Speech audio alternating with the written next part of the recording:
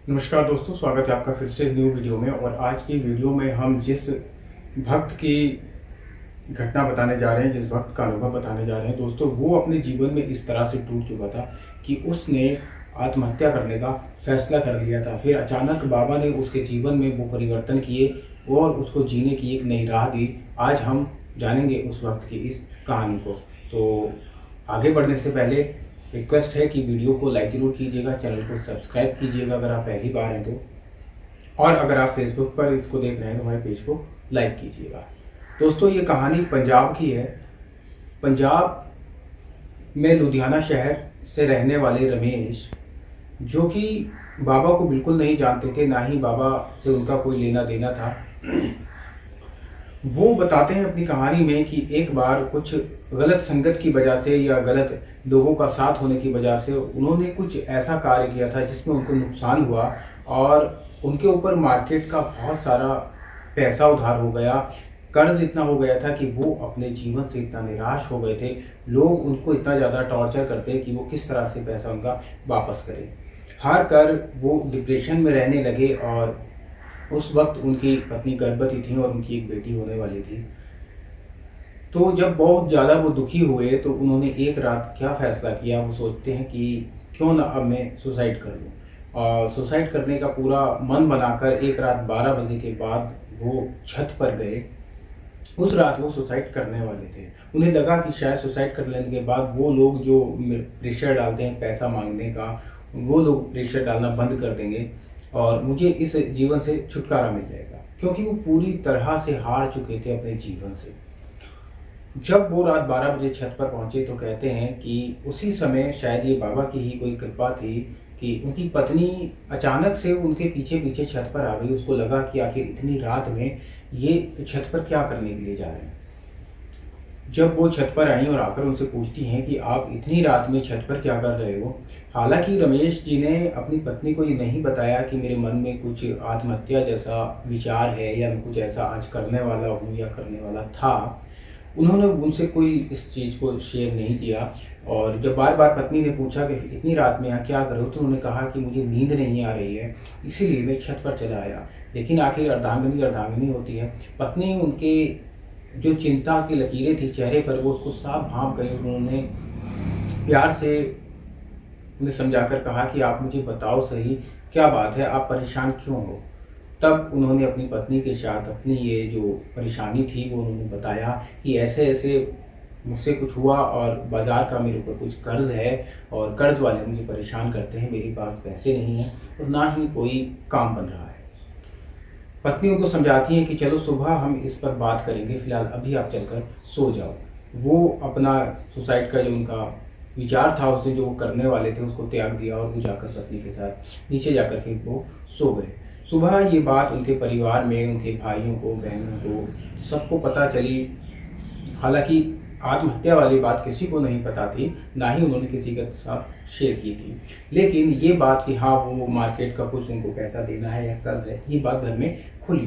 तो घर वालों ने कहा कि देखो जो हो गया सो हो गया, लेकिन जो तुमने किया था वो गलत था, ऐसा तुमको नहीं करना चाहिए था। खैर परिवार वालों ने, भाइयों ने, बहनों ने मिलकर कुछ पैसा अरेंज किया उनके लिए और उनकी जो देनदारियां थीं, जो कर्ज था, वो दे दिया। लेकिन रमेश की चिंताएं यहाँ ख़त्म नहीं होती, क्योंकि रमेश ने बहुत पूरी बात अपने परिवार को नहीं बताई थी। उन्होंने सिर्फ वो बहुत कम पैसा बताया था कि इतने लोगों को पैसा देना है, जबकि उनके पास कुछ और लोगों का ही पेमेंट देना था, क्योंकि वो संकोचित थे कि आखिर मेरा परिवार इतना पैसा कहाँ से देगा। हालांकि उनका परिवार बहुत अच्छा है, बहुत सौभाग्यशाली है कि उनको ऐसे भाई बहनें मिली जिन्होंने उनको इतना सपोर्ट किया। फिर भी उनकी चिंताएं कम नहीं हुई थी। तो उनका एक मित्र था जिस दुकान पर वो अक्सर जाकर बैठते थे, तो उसने कहा कि रमेश तू मुझे परेशान लगता है, आखिर क्या बात है, तो इतनी चिंता में क्यों रहता है। तो उन्होंने अपने दोस्त को अपनी चिंता बताई, क्योंकि दोस्त वो होता है जिससे हम सब कुछ कह सकते हैं। और उन्होंने बताया कि यार कुछ पैसा तो मेरी फैमिली वाले अरेंज करके दे चुके हैं, लेकिन अभी भी मुझे कुछ लोगों का पेमेंट देना है, यही मेरी चिंता है। तो उनके उस दोस्त ने कहा कि तू अगर मेरा कहना मान तो तू एक काम कर। उसने कहा कि तू साईं बाबा की एक मूर्ति ले और साईं बाबा की पूजा कर, सुबह धूप अगरबत्ती कर उनको, और उनसे अरदास लगा, वो तेरी सहायता जरूर करेंगे। रमेश जी का इन सब में मन नहीं था। उन्होंने कहा कि अरे यार, इस सब से क्या होगा, इस सब से कुछ नहीं होता। आराधना करने से या धूप बत्ती लगाने से मेरा कर्ज थोड़ी ना चला जाएगा, लोग मुझे परेशान करते हैं। लेकिन उनके दोस्त ने कहा कि अच्छा तू एक बार कर कर देख, कर कर को देख, बाबा बहुत लोगों की सुनते हैं। रमेश जी बताते हैं कि सच्चे मन से उन्होंने उसकी उस बात को माना और वो उसी समय घर वापस आते हुए मिट्टी की एक साईं बाबा की प्रतिमा अपने घर लेकर आए और उन्होंने सुबह शाम उसकी जो है धूप आरती करना शुरू की, पूजा करना शुरू की और अरदास लगाना शुरू की। कहते हैं कि 1.5 से 2 महीने के बीच में ही उनके जीवन में कुछ परिवर्तन हुआ। बाबा ने उन लोगों का मन बदल दिया था जो लोग रमेश जी के साथ गलत व्यवहार करते थे अपना पैसा मांगने के लिए। कहते हैं कि कभी कभी गाली गलौज या बहुत ज़्यादा रूड लैंग्वेज का यूज़ करते थे, वो लोग रमेश जी के साथ बड़ा प्यार से बात करने लगे और रमेश जी ने भी उनसे प्यार से कहा कि देखो, मैं आप सबके पैसे दे दूंगा, अभी मुझे थोड़ा टाइम चाहिए। उन लोगों ने भी रमेश जी के साथ बड़ा अच्छा बिहेव किया। उन्होंने कहा ठीक है, जब हो जाए तुम दे देना, चिंता की कोई बात नहीं है। जब कोई व्यक्ति सामने से हम पर अगर किसी का कर्ज है, वो हमसे प्यार से बात करता है तो हमारी चिंता आधी हो जाती है। यही रमेश जी के साथ भी हुआ। जब पैसा मांगने वाले लोग उनके साथ प्यार से बिहेव करने लगे तो उनकी चिंताएं कुछ कम हुई और उन्होंने अपने काम पर ध्यान देना शुरू किया। रमेश जी बताते हैं कि 1.5 साल के अंदर ही उन्होंने मार्केट का वो सारा पैसा चुका दिया जो उन्होंने उठाया था। इसी के साथ साथ रमेश जी ने और 6 महीने के बाद अपनी फैमिली से, जो भाइयों से बहनों से जो पैसा लिया था देने के लिए, उन्होंने उनका भी सारा पैसा बाबा की कृपा से चुका दिया था। अब रमेश जी की लाइफ बिल्कुल सेटल हो गई थी। अब उनके ऊपर किसी तरह का कोई कर्ज नहीं था और अब उनकी बेटी भी हो चुकी थी, तो वो बहुत खुश थे। लेकिन उनके जीवन में एक और चीज़ हुई। एक दिन अचानक से जो मूर्ति थी बाबा की, वो टूट गई। खुद से जब वो मूर्ति खंडित हुई, टूटी, तो रमेश जी को बहुत दुख हुआ से मुझसे क्या फिर से कोई भूल हो गई जो बाबा नाराज हुए, बाबा की प्रतिमा खंडित हो गई। उनके पास एक मंदिर था जहाँ वो मंदिर में जाते थे पूजा करने के लिए। वहाँ जो पंडित जी थे, उन्होंने पंडित जी से कहा कि बाबा ऐसे ऐसे मेरी प्रतिमा बाबा की खंडित हो गई है, क्या बाबा मुझसे नाराज़ हो गए या मुझसे कोई भूल हुई?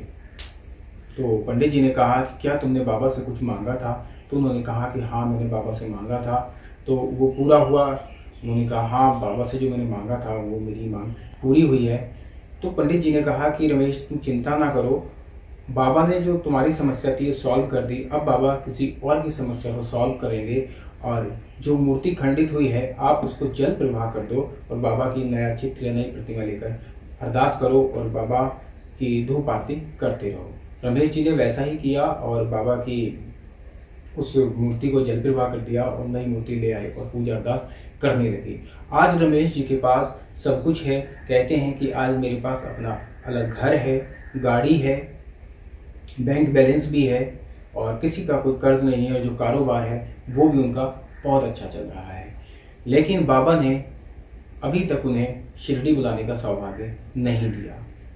इस बार 2022 में वो पहली बार शिरडी पहुंचे हैं और उन्होंने अपने अनुभव में बताया कि 10 साल तक बाबा ने उनको शिरडी नहीं बुलाया। वो बार बार कहते रहे, बाबा मैं शिरडी आकर आपको धन्यवाद देना चाहता हूँ, दर्शन करके आपका आशीर्वाद लेना चाहता हूँ। लेकिन पता नहीं बाबा की क्या इच्छा थी कि बाबा ने 10 साल रमेश जी को प्रतीक्षा करवाई शिरडी बुलाने के लिए और 10 साल के बाद वो 2022 में शिरडी पहुँचे, बाबा के दर्शन किए और आज उनका जीवन सफल है। दोस्तों, ये छोटी सी कहानी थी, छोटा सा एक सच्चा अनुभव था पंजाब के रमेश जी का, जो बाबा के अनन्य भक्त हैं। अब बाबा ने जैसी उन पर कृपा की, मैं चाहता हूँ कि बाबा सब पर कृपा करें और सबसे प्रार्थना है कि आत्महत्या जैसा कोई भी विचार अपने मन में आदमी कभी ना लाएं, क्योंकि जब हमको ज़्यादा तकलीफ होती है या ज़्यादा संकट होते हैं, हमारी परेशानियाँ होती हैं, तो कहीं ना कहीं ईश्वर हमें चाहता है कि हमारी सारी परेशानियाँ अभी खत्म हो जाएं। वो हमारी परीक्षा होती है और हर समस्या का समाधान होता है, हर रात की एक